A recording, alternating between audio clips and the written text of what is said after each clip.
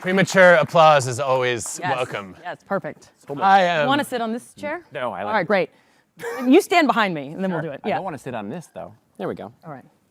I'm Hello, so sir. excited you're both here. We're excited to be here. Very excited. Thanks for having us. Welcome to Wharton. Andrea Jones-Rooy and Justin Gregg, my two favorite science communicators. Oh, well, thanks. I'll take so much. that. Yeah. That's yeah. now my title. You're not allowed to go back on that. Yeah. I definitely won't. Okay, great. I'm a little disappointed in myself, though. Uh-oh. Because you've both been on my podcast.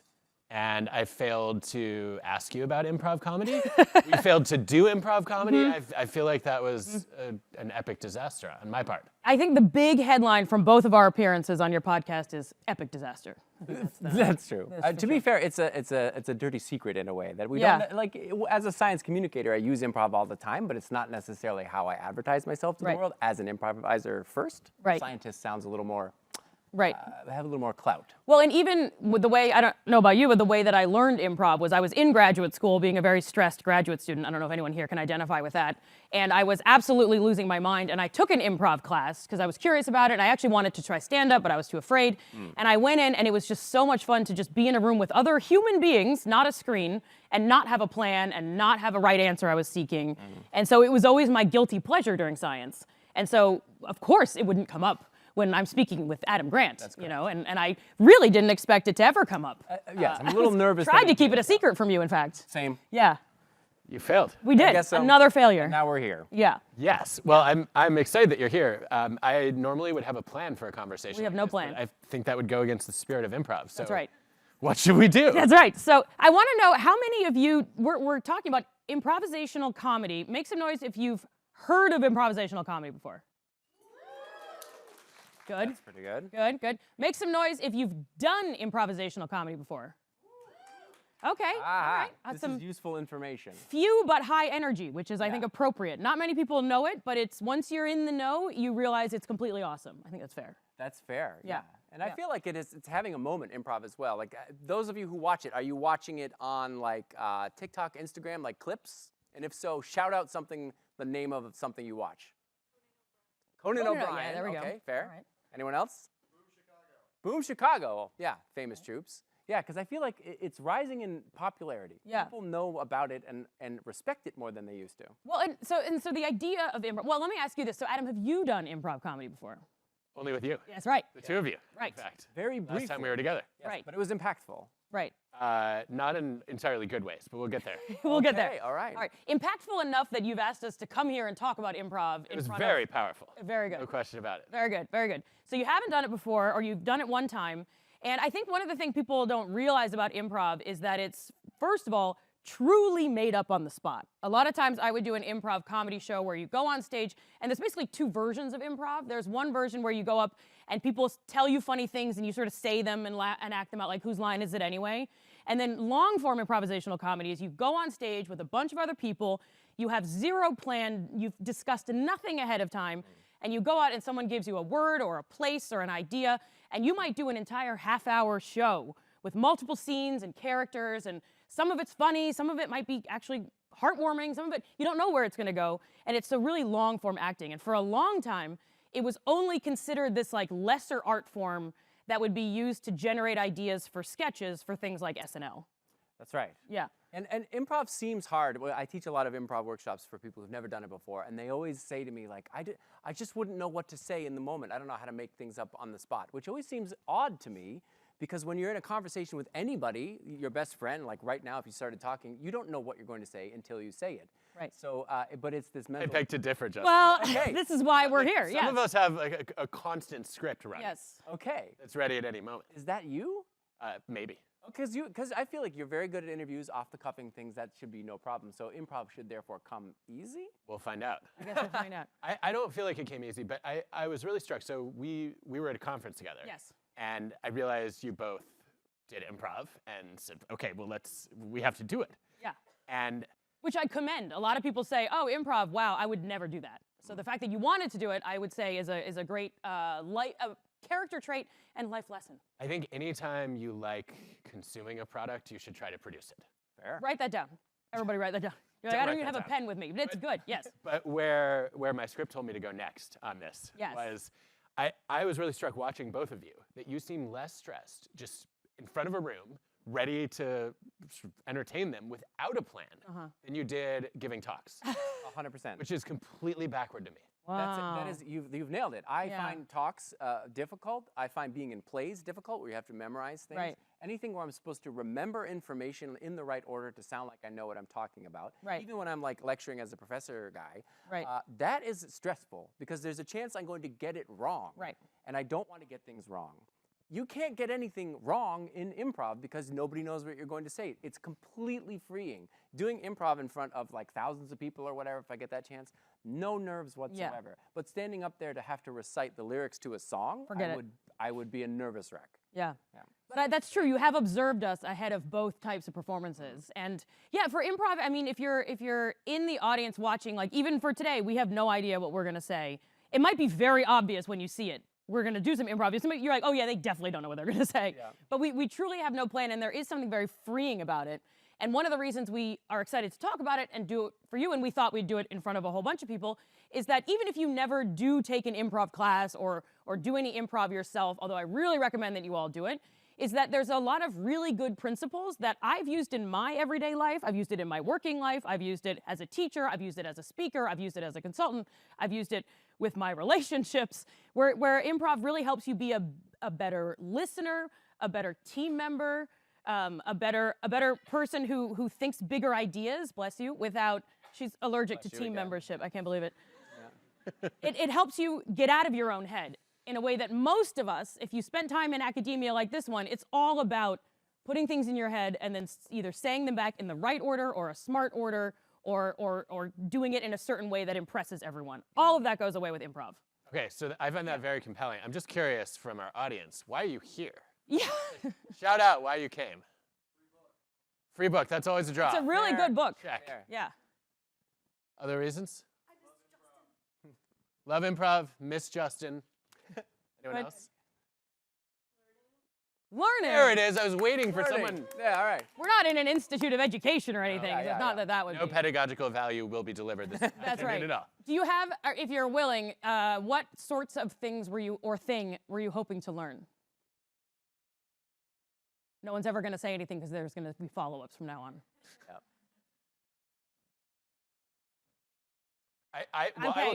We did get some pre-submitted audience questions. There we go. All right. Some people did their homework that wasn't assigned. And wow. I think the most consistent theme in them was, I want to learn to be funnier, and more specifically, I would like to be able to make other humans laugh at any moment. At any moment. On command. There's a hand in the middle. Yes, please. So if life is improv, then what's like the biggest selling point for doing specifically improv classes? Yes, that's actually a very good good question. Because, yes, Should life we restate the question? Yes, no. definitely. Restate the We'll get question. there. Oh, Actually, that's right, he's not let's mine. come back to it. Okay, Let's show first, and then we'll tell. Okay. Good. Others? Anyone else? Yes.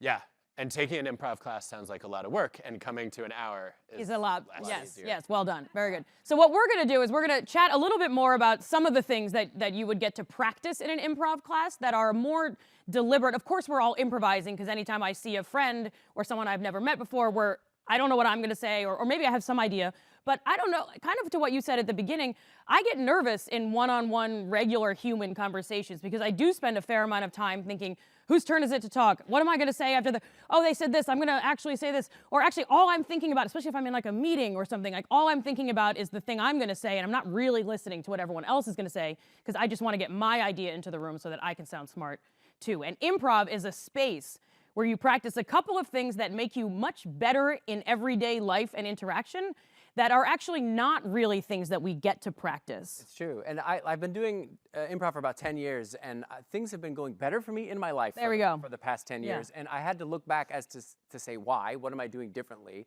What about my personality has changed? And almost all of it is attributable to improv and the lessons that I learned. The lessons that I learned are not just things you write down and try and, like, you read an Adam book and you try and do the things. It's a thing that is muscle memory for me. Like, I've practiced improv so much so I get used to the things that it's taught me. It became part of who I am in my personality. And that includes learning to be comfortable with failure or listening better or being in the moment and not overthinking things. Things that I do spontaneously now. So a couple of things that we're going to practice with Adam and a couple of you all, if you're game, and even if you're not, we're going to drag at least several of you up.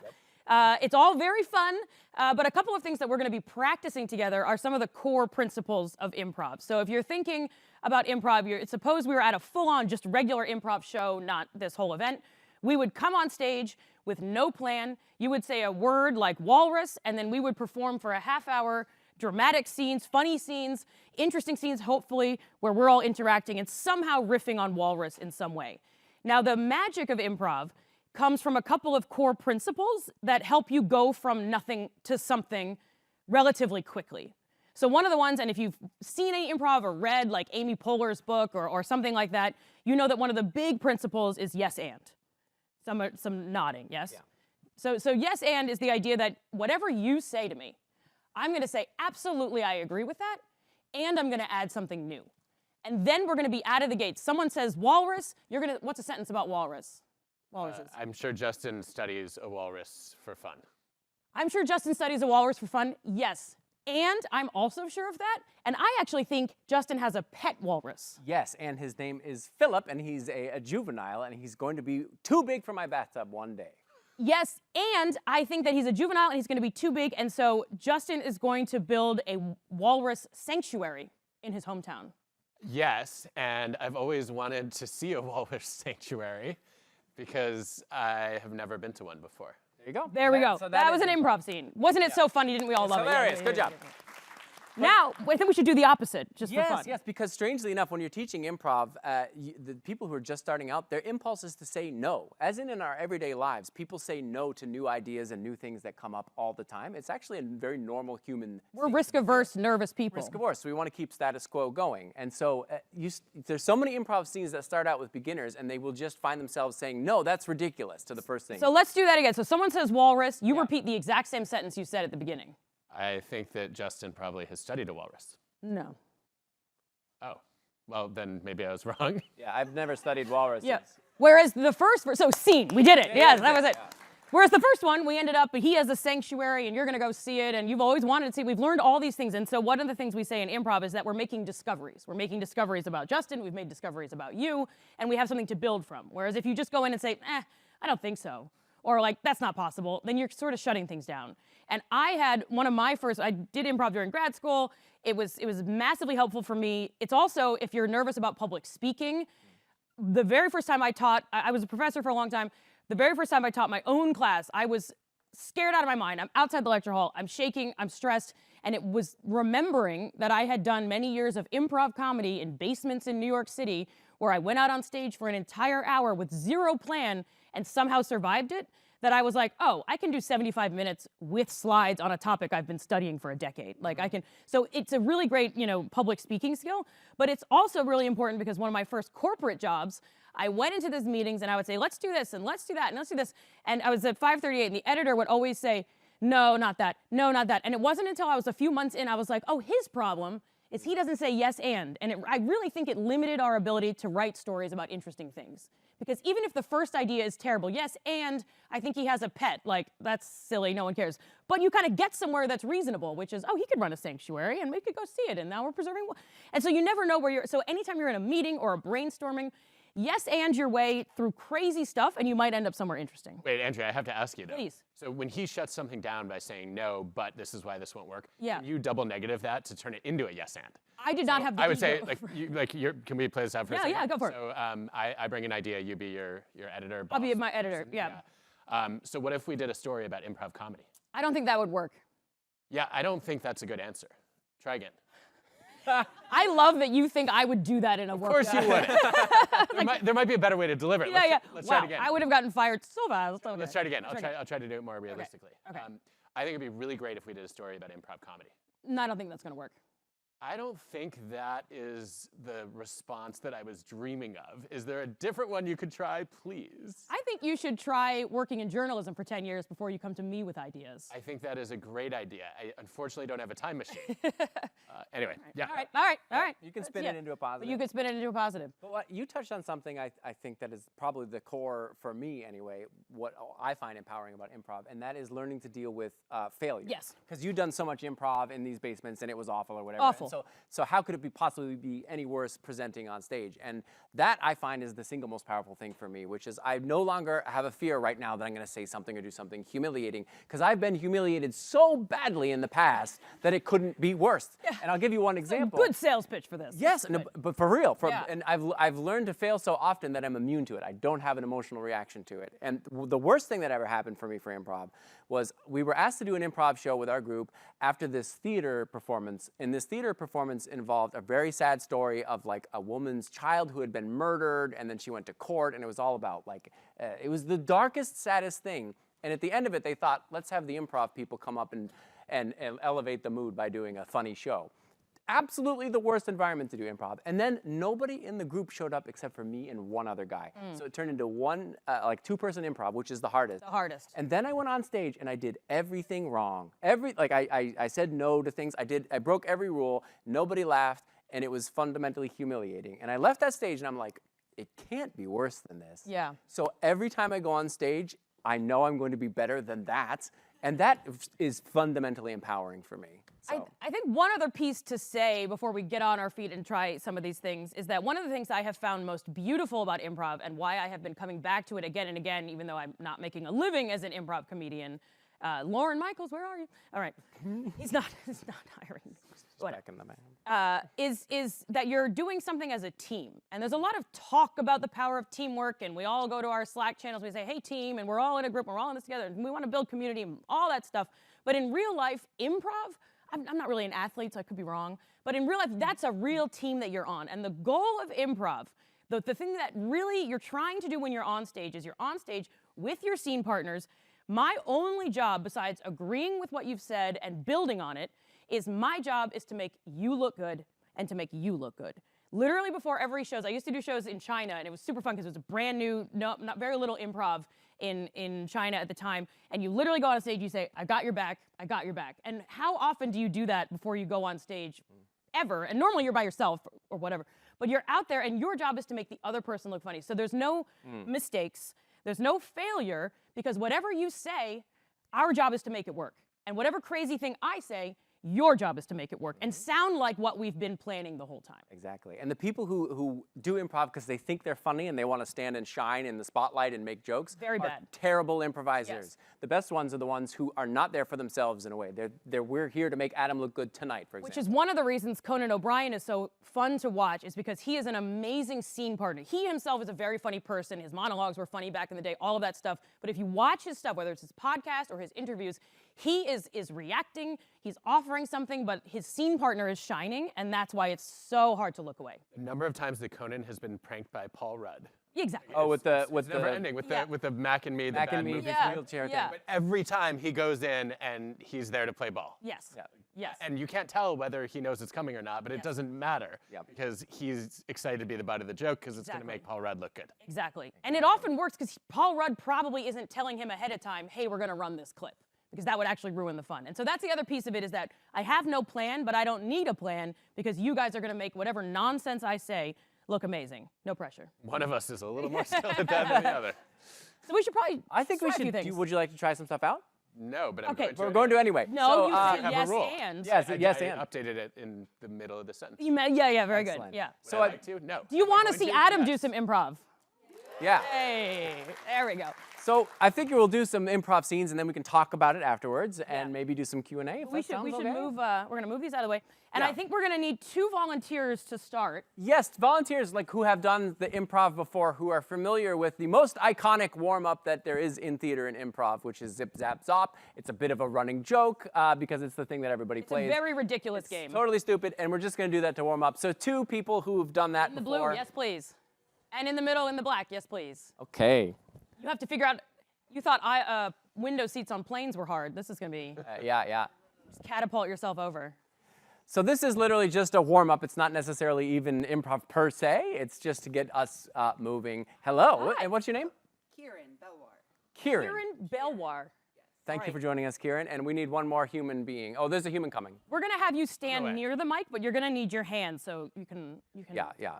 talk into it if you don't mind. Oh, sure. Yeah. Normally in improv you wouldn't be talking to a mic. Into but we'll go with microphones. it. Hello, welcome to the stage. And what is your name? Amanda. Amanda. Okay. All right, Amanda. Oh, Amanda's very popular. Wow. That's nice to know. So, Amanda, you're gonna, well, we're gonna be in a I'm kind gonna of be in a weird circle. I'll stand over here. semicircle. You're gonna just make sure that when you talk, it's into there, and then try to act like it's not there. Okay, cool. Great.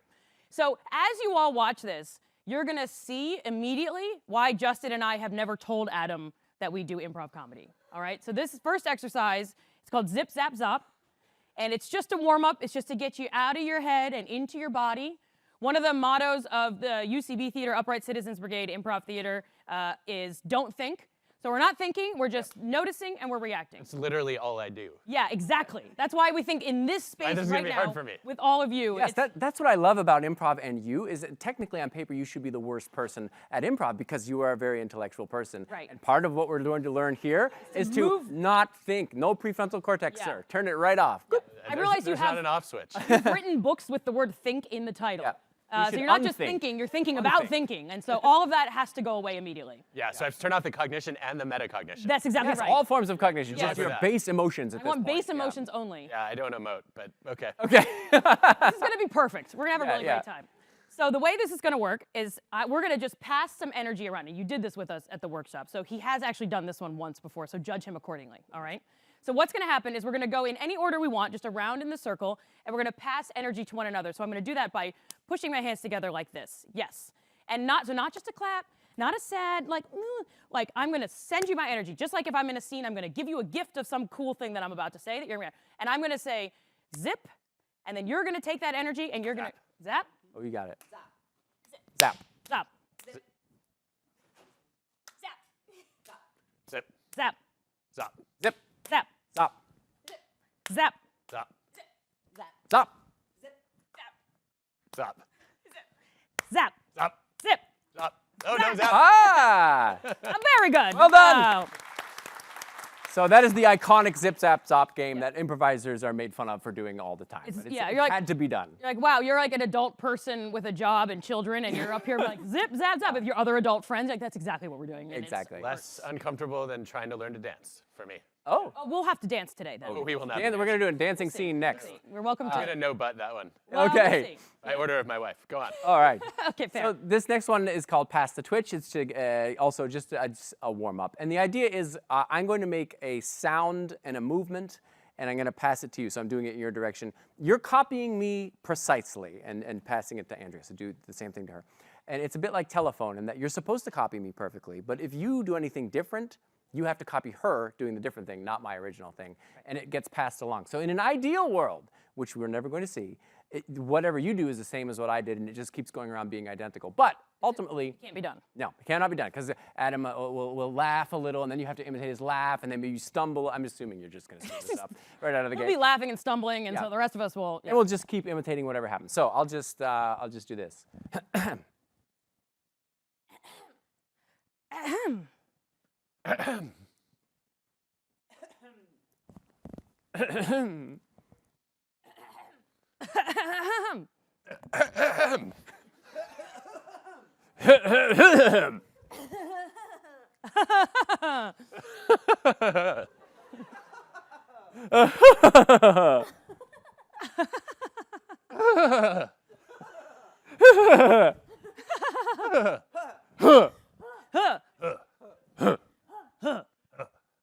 All right, we did it. Yeah. There you go. That's how it works. Thank you. Well, I think that's all we need you for. Yeah. Make some noise for our Amanda, volunteers. well done. Well done. Very well done.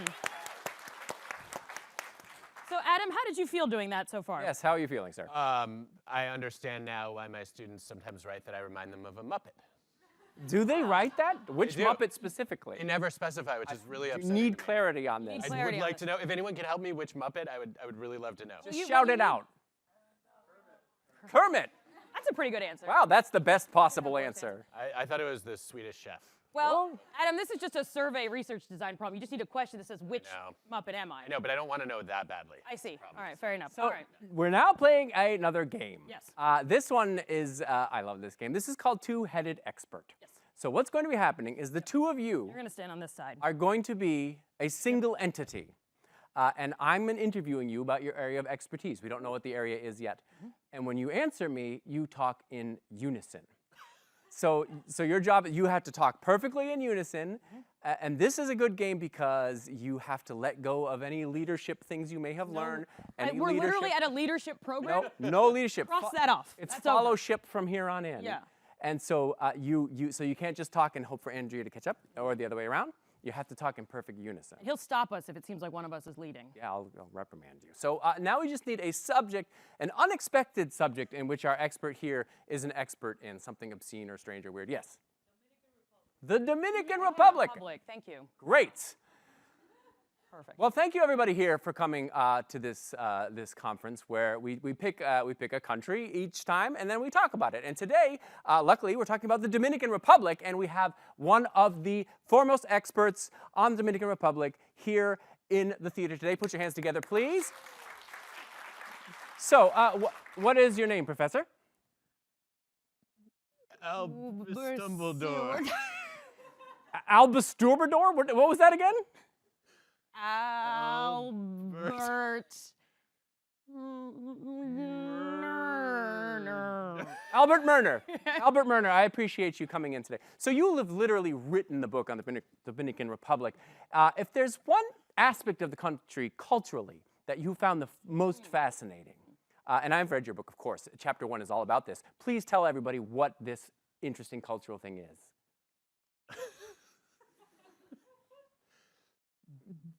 The Murderers. The Murder Marinders, yes. The Murder Marinders, of course, are a very famous cultural group from the southern part of the country. And their cuisine, of course, is world famous. There's a Michelin star restaurant here, actually, in Philadelphia. And their famous dish is... Drum?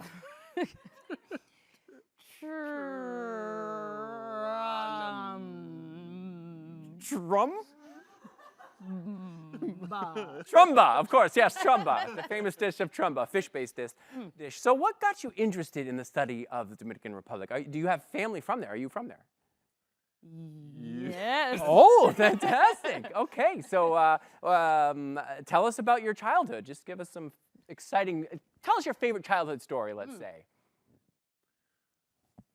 I was son. You was a son. You was a son. And now you have grown up into a professor. So did you have any pets growing up? Yes. What kind of pet? Narwhals. Narwhals! Fantastic. I didn't know they were all that. I don't know the geography as well as I thought I did. Well, that's fit. Where did you keep the narwhal, I wonder? In my shoe. In your shoe shed. My shoe. Oh, you had a shoe shed. Okay, and you kept it there. That's amazing. So I think I'll open it up to the audience. Does anyone have a burning question for Professor Albus Dumbledore here that they're dying to ask? Anyone here? Anyone? Class? Yes. Yes. Yes. What is your favorite beach in the DR? Of course. Just please say the name and then spell it.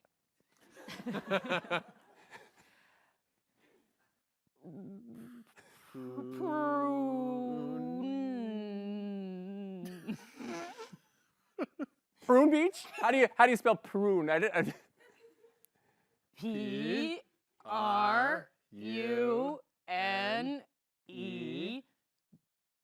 Prune. Beach. Okay, well, I should have seen that come. Well, thank you very much for coming out. I appreciate it. Well done. Well done, Adam. That's hard. Yeah, so that is hard and funny. Yeah. And it shows you, I think, one of the basic principles, which is it's funny when it's not working well. Right. It'd be not as funny if you guys just nailed it off and everything was in perfect unison. It was great. Because we're all on your side. That's what's great about improv, more so than stand-up comedy. I do. You just pointed to me. They're not on your side. I also do stand-up comedy, but yes, Yeah. no one's on your side in stand-up comedy. No, it's antagonistic, whereas you all want them to succeed and you enjoy the fact that it fails, and that's a beautiful two-way relationship. Right. We sounded just like a drunk sailor, I think is what we sounded like. Yeah. Terrible stand-up audiences. Well, They want you to fail. it's a lot of drunk people in New York City. So now, Come to a show, please. You're invited. now we're going to do another scene, if that's okay. Actually, we're going to need somebody's Yes, help. and? Yes, and. Yes, So and. we are now going to interview Adam That's right. about his newest book. That's right. But Adam doesn't know what his newest book is about. So would you please take Adam out into the hallway while we figure out what his book about? And you're going to have to listen to us, and we're going to ask you questions, and you're going to have to figure it out. But make sure while he doesn't being hear what asked. we're saying now. Can't hear what we're saying. Okay, Go away. Right. Okay. That's the slowest door. Is he quiet? Is he back? He's not listening, right?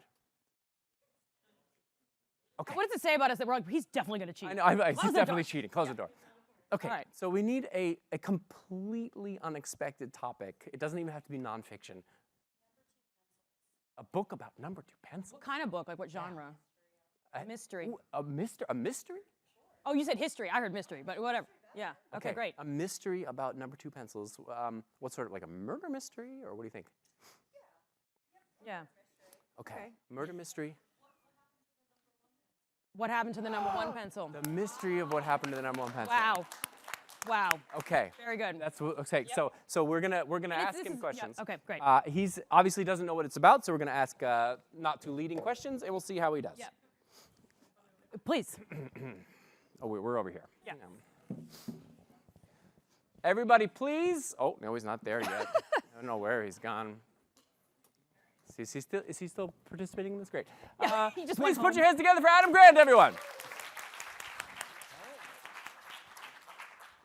So, Adam, we're so thrilled to have you here to talk about your new book right here at Authors at Wharton. Yes, nice to have you. I'm less thrilled, but Okay. still glad to be Oh, here. I bet you are. I mean, this is a real departure from your previous books, I feel like. interesting. Yes, Look yes. forward to learning from what I wrote. Yes, I mean, as are we. And I mean, I've read it cover to cover. I read it several times, in fact. And the audiobook is really, I don't know if you've listened to the audiobook, but the way that you bring emotion to this subject. unexpectedly. Yeah. Really? Yeah. So I'm what so intrigued by that. what inspired you to take on this topic? Well, I didn't want to be typecast. Sure. Sure. I feel like Wow. it's sort of, my work is a little predictable. A little bit.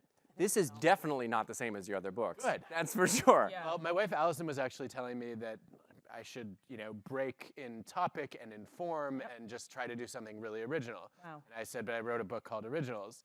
And she said, yeah, you should take your own advice. Wow. So does she have a connection to the material, or did you yourself? Is this coming from a childhood? No, I haven't asked her that question. I mean, everything I write is, informed in some way by my life experience. So there's obviously a childhood element of this. Was there something in particular, a core memory that you drew from for this story? Yes, there definitely was. Wow. I'm told. And I think the core memory that I started with was, I think I was 4 years old. Mm-hmm. I remember. There's nothing. What is funny about being 4? I haven't even gotten to the best part. Wow. Actually, no. I was 3.5. Oh, Wow. okay. Wow. Yeah, important to know the difference. I remember being very distressed by the fact that I was the shortest kid in anything, in any group. And I remember standing on the steps. I was standing on the highest step, and I felt taller than the other kids there. Okay. And I said, "I'm 3.5." They were only 3. You're not 3, 4, 2, or 1. So numbers have So been numbers big have for been you. important to you, and that sense of loss. Apparently. The ranking of the numbers in Important to particular, you. I note. And there was a sense of loss, I feel like, in that moment. Like, I'm not like the other kids. It does seem that there was, according to Would the you emerging say, narrative. Would you say Yes. that you felt as your number overlooked? I definitely felt overlooked. Wow. Forgotten. Forgotten and also invisible. Yes. Wow. Yes. This makes Wow. complete sense, actually. Wow. Wow. Yeah. And so what, as you wrote this, what was your vision for what the audience, the reader, would take away? I had a bunch of different visions, but one of the things I've learned over 6 or so books is I never want to prejudge what the audience is going to take away, because they may end up having a realization or an aha moment or a connection that I didn't foresee. I think my starting point was I wanted the reader to feel nothing. Wow. To feel nothing. Bold. Like there's a sense of futility, almost as if there's no answer to the question. Yes. Wow. I also wanted a lot of thoughts to be sparked because I think, there are a lot of authors who produce affect in their readers, and I wanted to spark new thoughts. So would you say that, in a sense, the quest that's described in the book, the search for the lost, the missing, is this a metaphor for something currently going on in the world, or maybe a historical event? Yes. Well, describe. So I think it's a great metaphor, actually, for the Odyssey that Matt Damon is currently filming. Interesting. So, Wow. So the Odyssey, a man who's Seeking something, very much so, seeking a way, Going through great pains. going through Yes, great pains. And Yes. also avoiding something in the form of sirens. True. Yes. Sirens. Yes. So who is the siren in Yes, your book? That's an interesting question. I was hoping someone would ask me that on book tour. And I think the siren in this book is probably my older of my two pet cats. Wow. That may have taken, I think this is That may be where it went. it's missing, yeah. So, no, but let's really unpack this. It's really revolving around a single quest for one missing concept. And Answer one question. So one question. That, you know what is so striking too is not just a question that's on all of our minds. Yep. It's a question that ought to have been we on never, all of our minds. to be fair, I never asked it when I was in school. I never asked it either. Right? I just picked it up and I used my. That's right. Yeah, and I never once said, but what about? Yeah. What are you hoping to draw attention to the overlooked? I mean, Well, this could be a revolution. Of course. I mean, isn't that an author's job? Like to take something that other people don't see and say, this is really important, you have to pay attention to it. So, do you use a pencil to write? I do now. Yes. Because I didn't used to. I used to find that I could write faster and also edit better when I typed with my fingers. But I was very recently advised that I should incorporate a pencil into my writing. And so I have intended to as of this moment, yes. I mean, I think we all want to know, what kind of pencil are you using? Well, it would obviously be a number 2 graphite pencil. Yes, that's Wow. right. It would be a number Wow. 2. Of course it would be, as a meta point. Yes, because, and I think you can answer this question now, what did happen to number 1? What's the answer? Oh. It's a cliffhanger of a book. Well, look, I feel like giving away the ending on a book tour fair. is not the best, but it's nonfiction. Nonfiction doesn't really have endings. So I guess I can tell you that number 1 is nowhere to be seen, and number 1 has not been located, Wow. in large part because number 2 whittled it to a stub in Wow. order to grow. Cannibalism. There's a metaphor in there for cannibalism, Yes. for personal growth, Also that. for loss, Yep. for a childhood lost on the top step looking down on the Yep. others. For never feeling like you're quite enough. No, you're never enough. I got that from the book. Yes, I did too. I found it Glad. revelatory. I'm feeling it even right now. I I'm feel like I looking for don't have enough to Information? share. Yes, I feel like your lack of Now, information. I know that you want to always keep us surprised, but please tell me there is a sequel where you will take on numbers 3 through infinity. I am planning a sequel, in fact. Yes. 3 through infinity is an interesting charge. I think I would love to do that. Great. And I think that you've just forced me to walk back my objection to nonfiction sequels, which Great. I previously Wow. did not think should ever happen. Well, I appreciate your sacrifice on that part Well, because thank I'm you. excited for number 3. We're very excited, and all of the other numbers Yes. in the world ever. I, too, am excited for all numbers and the infinite writing process this is going to involve. Yes, exactly. Well, thank you, Adam. Please put your hands together for Adam Grant and his book, which what's the answers. title of the book? What's the title of the book? The title of the book is Between 1 and 3. A misleading title. Yes, for a it's start. misleading, but it's beautiful. It's beautiful. Yeah, and the search for the. The search for the missing je ne sais quoi. Oh, Wow. yes, yes. It's missing so much that you can't even name it. You can't even name it. It's like yeah. Voldemort of pencils. Wow. Exactly. Well, thank you, Adam. Thank you, Adam. Thank you. So, well done. So, yes, of course, it was the mystery you were solving was what happened to the number 1 pencil. So you did a fantastic job. Stellar nonfiction. Oh, I really bombed the title there. Yeah, but That's all right. The je ne sais quoi really adds to it. yeah. Really adds to it. I like the subtitle. Yeah. I like Yeah, it. yeah. Riffing off of lack of information and still sounding like you knowing what you're talking about. That's proper improv. Almost a skill that people use in all TV interviews. Yes. Yeah, now you can run all kinds of podcasts on areas that you Exactly. don't know anything about at all. We have 20 minutes left. Do you want to do another thing, or do You want to talk about how you've been feeling Yeah. so far? I definitely don't. I mean, I do want to talk Well, about feelings. he did announce earlier, I'm even but- more excited to do another game. Let's do another game. Okay. We're gonna need 2 volunteers again. Yes, I think. yes, that's Two more, right. 2 new people. Oh, well, now their hands are coming. Yeah. All right, so maybe over in the corner here and over on the side there. I'm literally picking people who are gonna take less time to walk through the aisle. 'Cause Yeah, they're yeah, older. yeah, yeah, Sorry, there's an absolute bias in favor of. I like how the participation rate has gone up. You Yeah. too. Saw me squirm through that interview. Yeah. This is good. So please grab a seat. And what are your names? Oh no, I'm gonna give you this to hold on to this time. That's right. And please, it's awkward, but try to hold it near your mouth as opposed to down there. Yeah. Frank Godfrey. Frank Godfrey, make some noise for Frank Godfrey. Yep. I'm Alejandra. Alejandra? Alejandra. Okay, is it on? Good. Okay, so the way this game works is Adam and Andrea, I think Yeah, you're going to okay, do this. great. You're going to be doing a 2-person scene, which is the basis for all improv, making something up out of nothing. We'll get a prompt from the audience.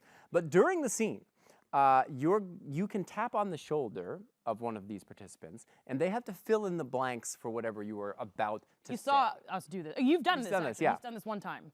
That's right. So like if I were to say like, oh, my favorite kind of pie is Key lime. key lime. So you tap, you wait for them to fill it in, and then you repeat what they say. But you can also keep your hand on there, and you have to keep talking. So my biggest regret is That time when I went to see a cow and realized I didn't know how to milk it. That And then when after I figured out how to milk it, I was pulling her tail instead of the udder. And something came out, but it wasn't white. It oh was my God. this feels That's a good way to get my hand off your shoulder. yeah. That's very good. Yes, very smart. this feels like it's coming from a real place. Yeah. Like that came out really naturally. Yeah. So okay, so they're gonna do a scene, and at any time when their hand is on you, you fill in the blanks. Please repeat what they say. That's very helpful. Let's give a location where these 2 improvisers are gonna be. Let's say a terrible location to take your toddler for a day out. Yes. Disney World's a terrible location? Okay. Okay. It's a Right. hot, sticky, expensive day at Disney World. Perfect. Okay. Go for it. Steve, I was really thinking we'd get popcorn, soda, and then hit the roller coasters. I think that's a great plan, Larry. Which roller coaster do you want to go on first? The Intimidator. I want to go on the Intimidator. I have been reading all about it online, and it is supposed to be insane. I'm afraid of heights. Should I go? Absolutely. You need to conquer your fears at some point. Wait, I love your internal monologue. you're using her as advice. All right, Magic 8 Ball.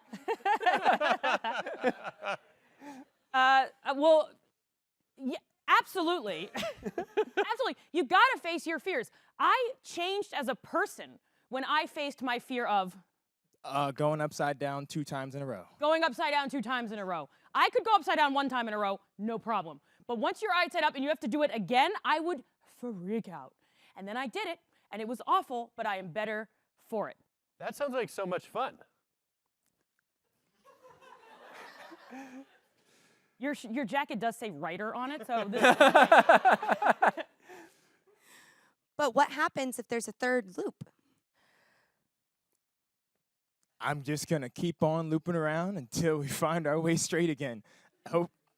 Hopefully we don't throw up. And that's the kind of energy that I bring to life now. You don't understand, Steve. I used to be afraid of everything. I was afraid of rejection. I was afraid of failure. I was afraid of looping 2 times.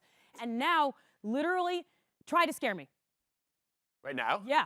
Okay, I'm ready to scare you. You've arrived 15 minutes late to class in Huntsman Hall. Yeah, that doesn't scare me. I don't mind. It's easy to I didn't think that was going to scare you, There you actually, go. now that you mention it. Yeah. You know what I do think would scare you, though, is I think you would be terrified at the thought of getting negative feedback.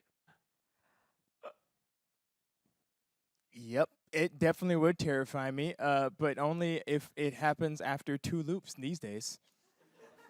So you see, it's actually, I can handle negative feedback as long as I haven't looped too much. So as long as I have exactly 2 loops. No loops, also no good.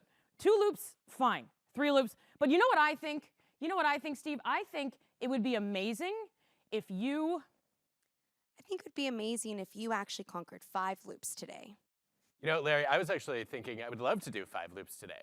Before we do that, though, I do have to tell you, I last saw you in October, and there is some critical feedback that I've been biting my tongue on. I just don't think you're a good person anymore. That's good. You know what, Steve? I needed to hear that. And I appreciate the feedback. And I'm going to Change my ways by journaling daily and reading the originals. I'm gonna I've read all your books. I haven't read originals. You know, Larry, I appreciate your verbal commitment to making change, but I need to understand that you know what you did wrong. I know exactly what I did wrong, Steve. I made a big choice. And that choice was to Have a child. have a child. I fully regret having a child. It made me a bad person.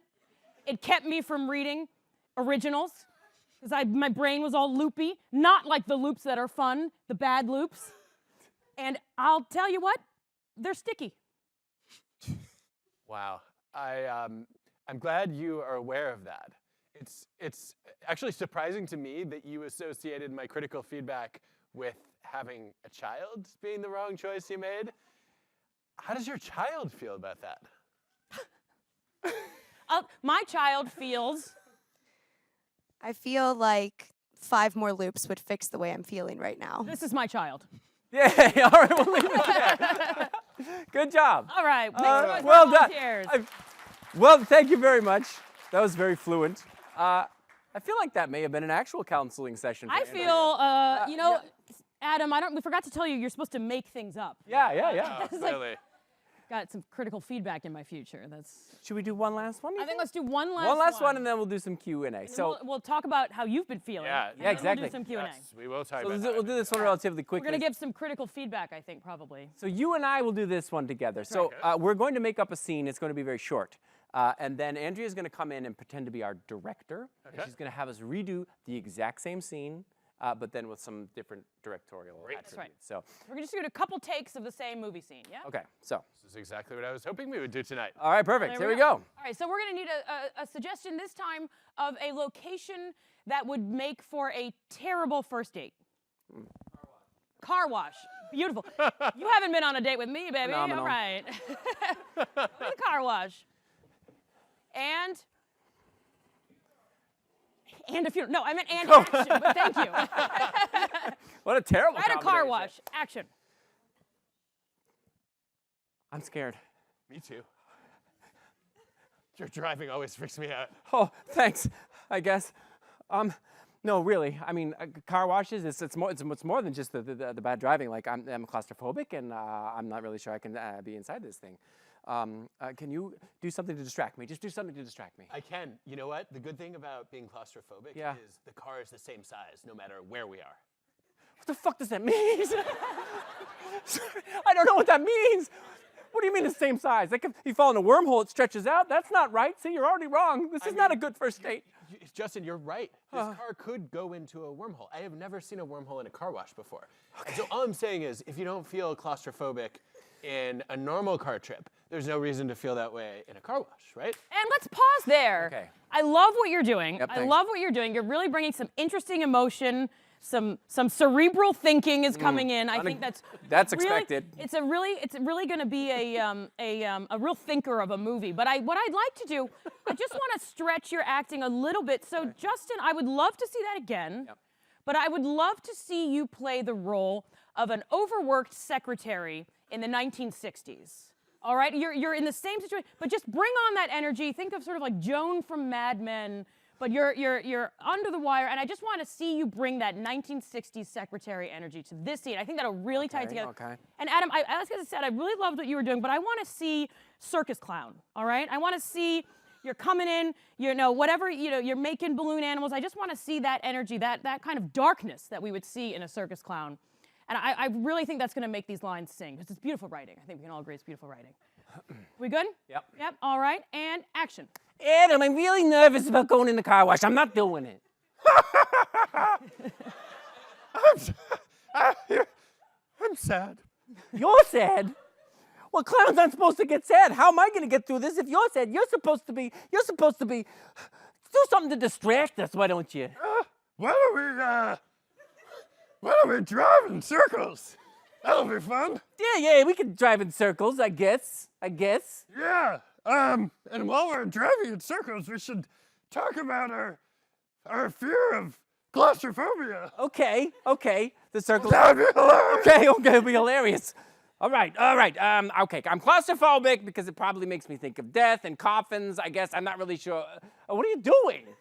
Well, I did some mime school when I was training to be a clown, and I thought that would be a good distraction for you. Oh, that's pretty distracting. I'll give you that.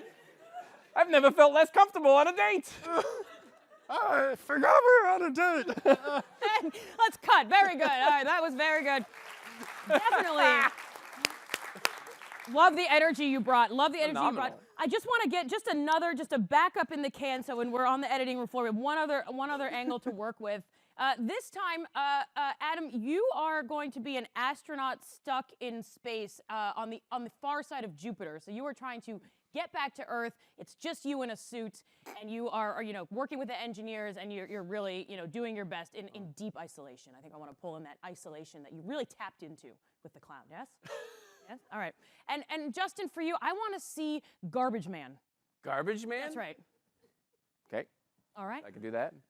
And action. Hey, you're my date, huh?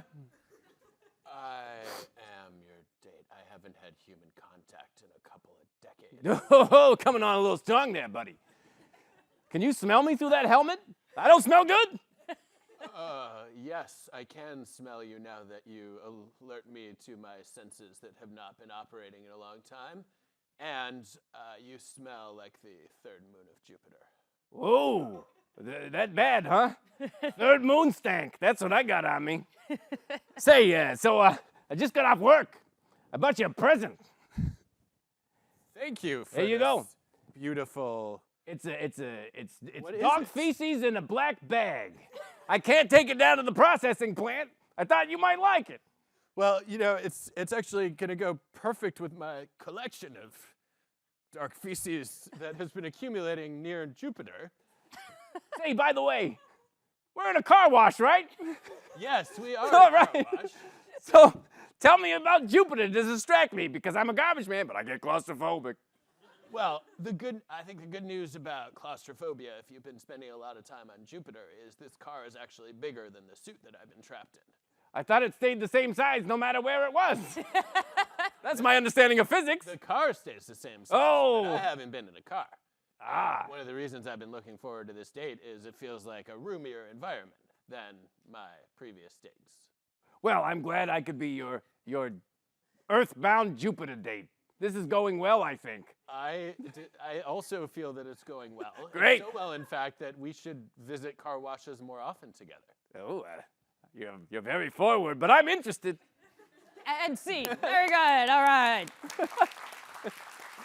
All right. Beautiful work. Beautiful Yes, work. thank you, I think thank that's going to go. That'll be good, yeah. Box office. Yeah. Yeah, that's quality. I love the clown. It was also very Muppet. Very Muppet. You were very much channeling Kermit there. Yes, All we've right. only got 7 minutes We've only got left. 7 minutes. to my Adam, office. Yes. Adam, talk to us about how you feel right now and then how you felt during this. Okay, so I think I felt much less uncomfortable than I expected. Right. In part because, to your point, a lot of what I do on stage does involve improv. Right. But you just killed my confidence that I could deliver anything of value. Because I'm standing up here thinking, my job, okay, first I want you all to laugh.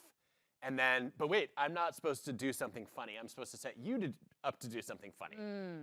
But the curveballs make it very difficult to do that. If you were in my domain, it would be much easier. That makes sense. The So if we curveballs. were improvising an organizational psychology conference, we would be, okay. I don't think anyone should do that ever to violate one of your rules. Very But good. No, I think if the topic, if I were more naturally able to riff on the topic, it would be easier. Right. Oh, of course, because that's the thing you do in improv is you pick something you know and you talk about that. That is true. But I think your trouble would be in improv, as the last time we did it together, is it is an intellectual exercise to some extent, but the real key for improv is that you turn off the part that does the metacognition, the monitoring what you're doing and worrying about what you're doing, trying to figure out what would be the funniest thing to say next.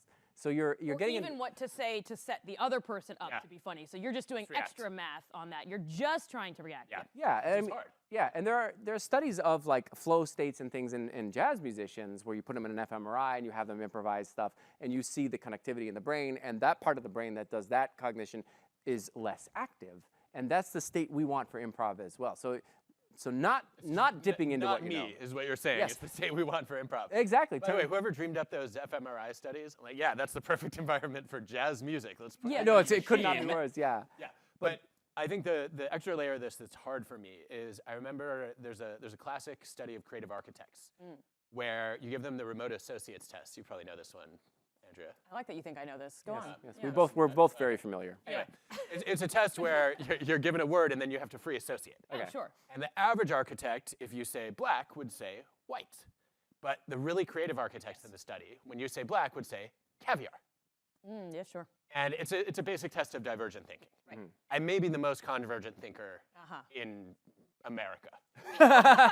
certainly in this room. The Olympics are coming up. We'll enter you into that competition. I look forward to winning that competition that Yes. feels like a giant loss. Yes. But I find it really tricky to diverge. And I'm like immediately recognizing all the things that are similar to what is happening. Right. And I think great improv is kind of like it's off the beaten path a little bit. It takes you outside of your familiar realm. How do I get better at that? Right. Well, you know what I found the funniest thing you did was when you became the clown and the Muppet.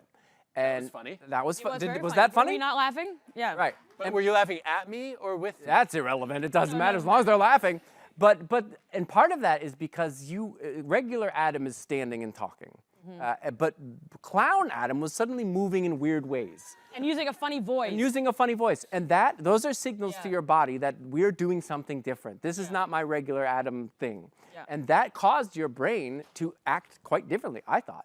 So you're saying I should do weird voices and play characters more often. I honestly think so. Yes. Yeah, and even just stand in a different position or sit in a weird way, something that gets you out of what your normal status quo Adam is, that will cause you to free up. And part of the reason we did even those silly exercises at the beginning is that it's just about reacting and being physical and letting go of all of that. And You were trying to unmuppet me. we were trying to unmuppet. you. Yeah. Muppet. Yeah, yeah. Exactly right. Okay, so Zarna Garg is coming in 2 weeks to our next Oh, nice. Authors Wharton event. I'm going to do a handstand while I interview her. Perfect. Done. I will That be might upset help. if you don't. I Yeah, think yeah. It really will help. Okay.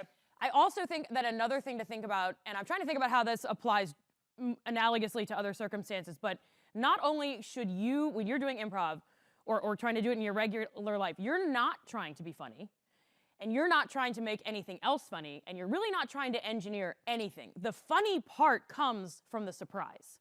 And part of stand-up is making it seem not obvious where you're going.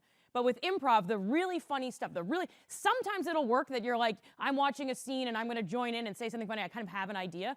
But the really great, funny improv that you'll watch, it's just in the moment, you just say whatever's at the top of your mind, like that whole milking the cow but the wrong, whatever. Good stuff. And you're just like, all right, that's what we're dealing with. And that's funny because you weren't trying to come up with something. And so you can't, so it's similar to like, if you're going into a meeting and like, I want to really impress everyone. I want to seem really smart. I want my scene to be really funny. It's like, that's not the dependent variable. The dependent variable is be yourself and be in the moment, react to your scene partner, react to your teammate, and then actually, you bored to death by this? 57 minutes it took you to say dependent variable. Ah! Data science has yeah. finally I know. emerged. We were Yeah, so there we go. close. We're We so almost got to close. the end. Yeah. What's part of what's interesting to me about this, though, is if you juxtapose the clown scene with when you were interviewing me about my book that I did. Yeah. I found that so much easier to Yeah. figure out how to generate humor just because the structure was familiar. Yes. And I felt like I could transport myself into a scene and imagine what it was like to not know Right. what my book was about. Right. And I feel like I've done enough book interviews, too many, in fact, but also familiar with what the meme is, and so it's really easy to parody. You know what the role is. Yeah, a date in a car wash. There are too many Yeah. too many blank variables. Yes. Yeah. Yeah, I mean, we did that one as a gateway to get you comfortable because it should be something you're familiar with, but then make it a little uncomfortable to see what happens. So that was very funny. But yes, improv ends up putting you in these insane scenes, like very unexpected situations where you can't fall back on anything you already know. And that's when all the real unexpected spontaneity comes up out of it. So, And so, good. Oh, just to say, another very small exercise that you all can do with your friends. It'll be a really fun party. is do something that in improv we talk about as the pattern game, where you can just kind of the divergent thinking exercise, where you just say, instead of going A to B, so you say black and say white, go A to C. So black makes you think of, Cheese. makes you think of Mold. mold. So you would say mold, and then we would go around, and you can do something where you're building, so you don't say the middle one, but if you're trying to train your own divergent thinking, you can think, oh, okay, chair. Chair makes me think of desk. Desk makes me think of 9 to 5. Oh my God. And so you went from chair to 9 to 5. So that's the divergent thinking practice that you can do on your own with friends and so on. I love this. Okay, this seems like an increasingly useful skill in an AI world. Yes, I'm so glad you said that. 2 reasons. Yes. One, live experiences are Yes. possibly the only thing that AI can't Yes. do at all. Yes. And 2, maybe more importantly, AI is really good at convergent tasks. Oh, Bombs at most divergent tasks. Yep. yes. Unless you Unless specifically your say, prompts are sufficiently divergent. even then it kind of, yeah. So I think there's going to be a growing premium on our ability to do the A to C or even A to Q Right. without connecting all the dots. And one of the beautiful things about, and we see some of this with AI where it's like I could brainstorm on my own or I could iterate back and forth, but it's still very convergent. But one of the beautiful things, so I do some research on collective intelligence, which is how does a group get smarter? You're really smart, I'm also here, right? But we're gonna interact and we're gonna become smart together because your idea is gonna prompt your idea, which is gonna come to some new thing none of us could think of. So if we're all doing that divergent thinking and we're all in person, and especially if you're in a world where you're like, we need to solve a big thorny problem, we need to predict what's gonna happen, we need to get ready for any eventuality, sit in a room and don't try to name the most likely eventuality. Sit in a room with all your teammates and all your friends and name all the things. There could be a tornado, there could be an alien invasion, there could be a hurricane, there could be a swamp that breaks up, and just name. And eventually you're gonna start a few good things that are gonna filter up that are relevant. And so when you're in person with other humans, being in person for an improv show is just nice because you're not looking at a screen, but it's also, if you're gonna work in person, or you can do it on Zoom, try to really invite not only your own divergent thinking, but celebrate the crazy ideas that others are bringing up. Because like the example with the editor, I didn't want to seem dumb in front of my editor, so I said, okay, if you're a manager, or there's our leadership, you want to invite people to say, tell me the worst idea you can think. What's the thing we definitely shouldn't do? What are 10 questions we should never ask our employees? Then you're going to get to, eventually, some really good answers. Okay, so this is going to sound like a pair of no-but questions, but I'm going to ask you to yes and them both. All right. Okay, so two maybe empirical challenges Okay. to this idea. The first one is our own Carl Ulrich and Christian Tervish Okay. have published research showing that when you bring groups together, the benefit you get of the crowd is not elaboration or building. It's wisdom of idea selection.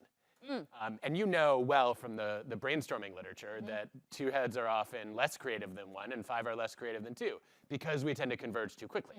And brain writing is much more effective. We want people doing independent idea generation. Yes. But then bringing the group together, we're not necessarily going to spark from each other, right? The research says, oh, no, as a group, we can figure out which of those ideas are good and which ones are bad, and then build on the more promising ones. So how would you reconcile that evidence with what you're saying? You're missing a step. You're missing a step. So number one, you want independent inputs in anything. I'm going to come to this scene with my knowledge of pop culture and history and things I can reference and things I can talk about and my own personal memories and my own feedback I want to give you and whatever, right? And I have that, so that's my independent input. You're going into a meeting. I've separately done my brain writing and said, here's like the 3 big ideas I have, or here's 3 things I would love to try, or whatever. You do that. You come into the room. If you go straight from, hey, let's all just say our ideas and then select among them, because you do want to select among them, right? Or you're going to end up in chaos. And we do in these scenes build, and we have to build together, or else we're just, and we're on fire, and there's no gravity. Like, that's no good, right? But there's a middle step where you share your ideas and then say, your idea makes me think of this, and that idea makes me think of that. And you do your own, again, this A to C, or you saying something, I'm just going to say something in passing like, God, I actually really hurt my finger on this, and you're going to say, oh my God, we should do staplers. And you're, oh my God. And now we have a new invention. So just that middle, and. Yes, I love that. And Minucci and Perry Smith show you want weak ties with idea generation. That's right. And strong ties with idea elaboration. Fair. The weak ties get more of the divergence, but it's the people who you know really well who are better at building. And so maybe you need to bring different people into the room then.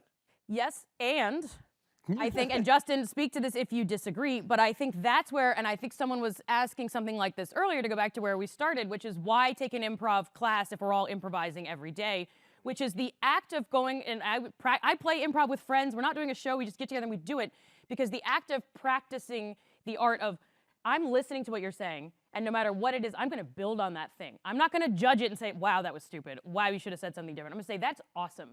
Here's what I think. Here's my contribution. And I'm going to constantly in the room try to make my teammates look good. Like, you said something, and I'm going to make it work, and it's going to seem like we meant to do that the whole time.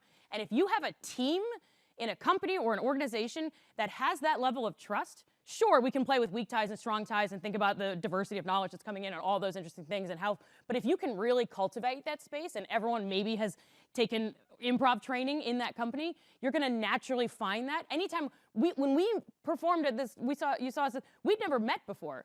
But I was like, oh, he does improv, I do improv. We know, we have the skills underneath. Yeah.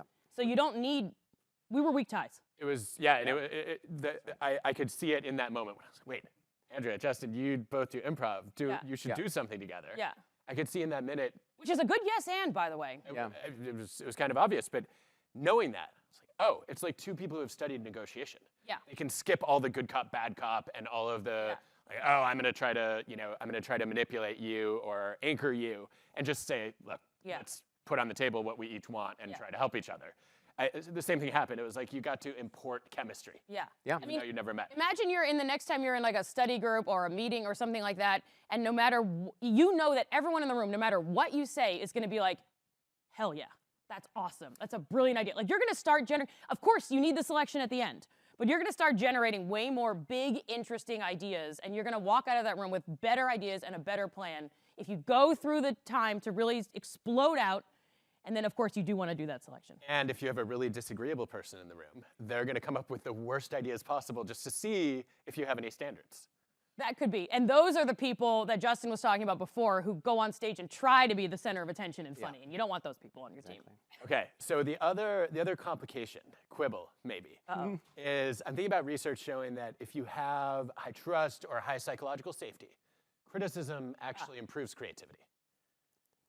That has to be true. I mean, it goes also back to failure as well, in the sense that if you become impervious to criticism of all kinds, and criticism could be people not laughing, then you can move forward. And that comes from, yes, an immunity because you've built up a reserve of failure so that it doesn't bother you, but also a psychological resilience that comes from it. And that is what you're describing, which is you have trust in yourself as an improviser, so it does not matter, and you're impervious to these. There's another piece of this, too, where if you're improvising enough, you're generating enough ideas, walrus, hedgehog, that you say, hedgehog's bad, not that you would in an improv scene, but in a different context. I say, all right, my ego is not tied to this idea. I'm not so precious about it. Of course, there are ideas we're going to be precious about, but for the most part, I'm just saying, what if we did it this way? What if we did it that way? And you saying, I don't think so, because eventually you do have to select, isn't going to hurt my feelings because there's a bevy of other ideas because I'm in a situation that's going to welcome all the crazy ideas I'm going to bring tomorrow. So we want to maximize the pool first, diverge, and then start to converge and refine. Exactly. And also, the person on stage is not you. So that's an important distinction, because we're not just talking to Adam Grant about things. You're playing a weird Muppet character. Yeah. So it's that character making the mistakes and doing the things. And it's almost forgotten. Yeah, so you become, you don't take it on personally in a way you would if you were at a conference and you were talking. But even if you're at a conference, you're like, it's still, this is Adam with the one idea about this thing, and it's not Adam the father and the diver and the whatever. So it's like, even if it's an idea that you've really been thinking about, you just didn't think on the top of your head, it's still not you. Fair. Okay, lightning round. Yeah. You ready? Yes. Okay. Best advice to level up your humor game? Take an improv class. 100%. Don't try and be funny. I'm gonna have a follow-up on that one. 'Cause that makes no sense to me. No. His is better. Of the two, do this and then do what I said. But how do you generate humor without trying to be funny? The answer. How do you generate humor without being trying to be funny? You don't think. The funniest thing is the thing you didn't think hard about. Yeah. Okay. What is your best advice for how to cope with failure when a sketch bombs? Realize that nothing matters and we're all on a rock that's going to get eaten by the sun. Yep. It doesn't matter because you're going to get back up again and do it. Yeah. It doesn't matter. Wow. Okay, that was a really dark. That's right. I find it hopeful, That's a really but all good, right. That's the answer to, I always use that one. Yeah. Okay. What is your favorite? No, actually, let me ask you this. Who is your favorite person to watch do improv? And I'm going to say mine was when I went and saw Freestyle Love Supreme, and Lin-Manuel Miranda played a singing cat with a messy room. Nice. There's a comic out of Upright Citizens Brigade named Michael Delaney, who's basically been the teacher for all the comedians you've seen on all of the Parks and Rec, SNL, all the things. He is the funniest person I have ever met, and he's very soft-spoken, and he's very controlled, and when you're on stage with him, he just says just little thoughtful, tiny little things, and they're the most screamingly amazing things, both in terms of funny, but also that direct the scene in a way. So he's one of those people that's like, he should be world famous, and he is in some circles, but that's my favorite person to watch. I would say Ben Schwartz, Yeah. the guy who played John Ralphio. He's fantastic. He's such a generous, kind, funny improviser. Generous, I would say, is a good word for it. Okay, you both said that improv has elevated other parts of your life. What's the most direct application that you found? Like how has it most tangibly made you better? I would say, so I also do stand-up comedy and I do keynote speaking, and it makes me a million times better on stage doing actual planned things, because in the moment, if something weird happens, I can react to it. If I say something the wrong way, I can turn it into a thing. And in general, I have found that at least my speaking stuff, I'm gonna stand in front of the classroom and it's a lecture and blah, blah, blah, not a discussion forum. And I can pull up what people say and I can do audience crowd work, and there's very little you can say that would really throw me. And that just makes me much more at ease on stage. And to the point where I notice that if I'm giving a talk or I'm teaching a lecture or I'm running a training or I'm doing stand-up and I fall into my script, I can feel the energy dissipate. And I know what I'm gonna say next, kind of what you were saying in the beginning. And so knowing that I have this skill to fall back on, that like, it would be very hard for you to say something that would like really derail it. It is a very powerful feeling. We have data to back that up. So we ran a people analytics conference here for 10 years, I think. Yeah. The highest rated speaker in the history of the conference was Andrea over Zoom. Well, I didn't know that. I was that's compared cool. with the real person. Thanks you for the applause, by the way. I really appreciate your support. Everyone was like, meh. And that is a great example illustrating what you were just describing. I do like when there's data to back up things. Yeah, and you do love applause. I do love applause. Those are the two things. Yeah.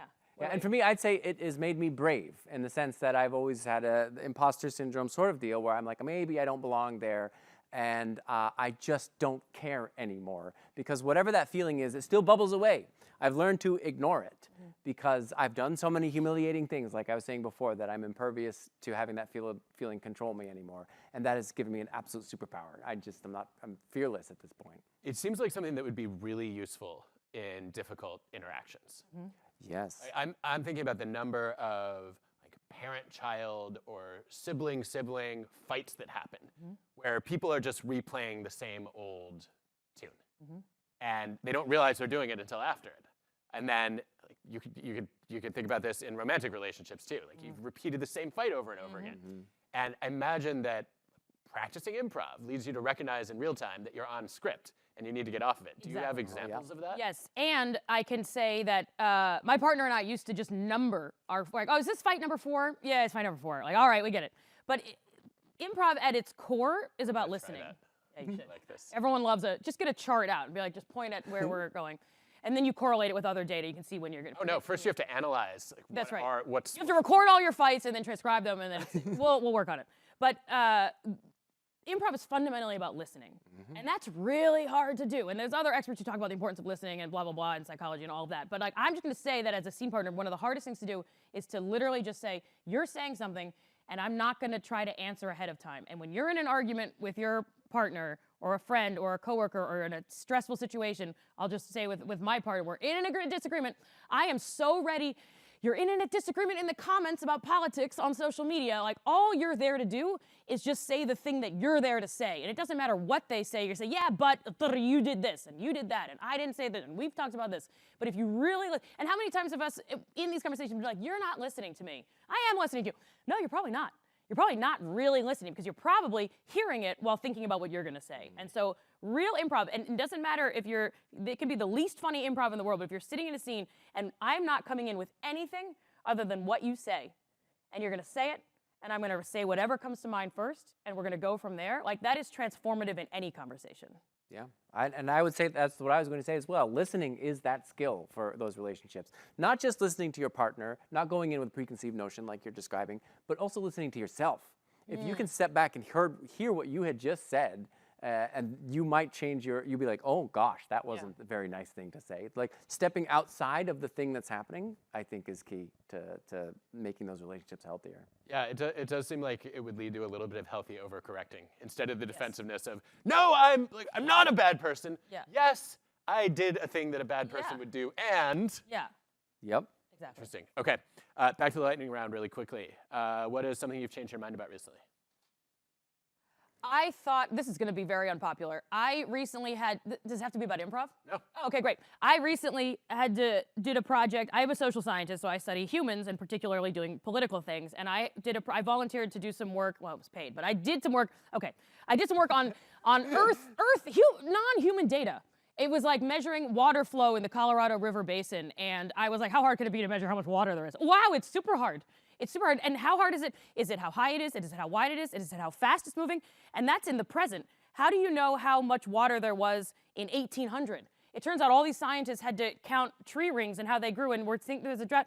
And it's just, I became very humbled. I've been sitting here as a social scientist being like, it's the hardest for us because our data is messy, because you can't say, water will boil every time, whereas humans, you're like, boil. You're like, boiling isn't cool anymore. Like, humans, it doesn't. And then I looked at this water data, and I was like, this is much harder, much messier, and I came to have a great amount of respect and humility around whether or not I could just roll in with some natural world data. I thought I was like, I'm gonna do a couple of charts. It went up, it went down. And it's like, well, it depends on how you measure it. And I had no idea that stuff applied outside of humans. Wow. I change my mind all the time on this one topic, is whether I should be a vegetarian. Ah! I just had a vegetarian meal, and I had to go through the thing of explaining why I'm eating meat again and recognizing my own hypocrisy again. So now I have to go back to the drawing board to figure out why it is I'm still eating meat. I'm in a constant battle of changing my mind on that subject. You should be vegan, because vegetarians are not good enough. Oh, you're a vegan, right? Yeah. Exactly. Oh, you're demonstrating horizontal hostility. Yeah. Right. Vegans dislike. The improv is over. The horizontal hostility is here. Oh, no. I'm just saying, this is empirically true, that vegans dislike vegetarians even more than meat eaters. Yes, Oh, that's right. so I'm going to keep eating Yeah, meat so very we can weak. maintain our relationship. Very weak. All right. At least they have principles. Yeah. Yeah. Skip the cow or the milk. Eat. We'll talk about it. That's just cannibalism. Is that okay? Fine with it. Okay. Wow. Okay. I do not know where to take that, but I'm going to say, I think Gonna we yes are and at time. cannibalism. What is your closing piece of wisdom or humor that you would like to impart on our audience? Closing piece of wisdom, I would like to say, Yeah. is that you were talking about being in the environment doing comedy together. I would like people to understand that the human communication system is not just language, it's all the other things on top of language, paralinguistic information, but also communication that happens with sound, smell, touch, and taste. Those are fundamental parts of human communication. Being able to touch another human and smell them literally is part of the system. So when we're on Zoom or we're doing anything online, that is not the full human experience. This is the full human experience. The closer you can sit to each other, the better, which is why live theater, live music is so vitally important. And so I would say, if you want to see good improv or good theater, see it in person. Yeah. My wisdom, definitely not humor. My wisdom is that I am increasingly of the opinion that I think I said pinion instead of. You're the pinion. I'm of the apostrophe pinion. That's what we're saying. Opinion. My pinions. Opinion. Tell us your opinion. I got my pinions. No one thought that was funny. That's all right. I'm increasingly of the opinion that we should all, this is very meta, is we should all try to embrace being terrible at stuff. I'm so sick of everyone being good at things. The whole internet is filled with people like, I'm the #1 expert on the da-da-da, and I'm here to tell you how to blah, blah, blah. I could never do that because I'd be bad at it. Like, Adam, I'm impressed by you for many reasons, and one of the big ones is you were absolutely excited to come up here and do something you don't know how to do. Mm-hmm. And we're too afraid to, even if we say, try something new, go do this. I bet most of us are like, I don't think I would be good at it, so I'm not gonna do it. Go be terrible at it. Don't be disrespectful, but be terrible. Realize it's not an assessment of you as a person, and enjoy learning some random new thing that you may never do again, but just embrace the fact that, and it's not even, because a lot of people talk about like, you have to fail in order to succeed. Forget succeeding. Just fail to fail. Yeah. And realize it's okay. So we're going to go dancing after this, right? That's right. We are going dancing, and I will be the photographer. Okay. Oh, you yes-anded your way out of it. That was very smart. That was very good. Thank you both. This was great. Thanks Thank for you. having us. Thank you. all. Thank you, guys. Well done. Well done. Thanks to our audience. Yeah, thanks for coming. Thank you. Take some improv classes. They must have them around here. That's right.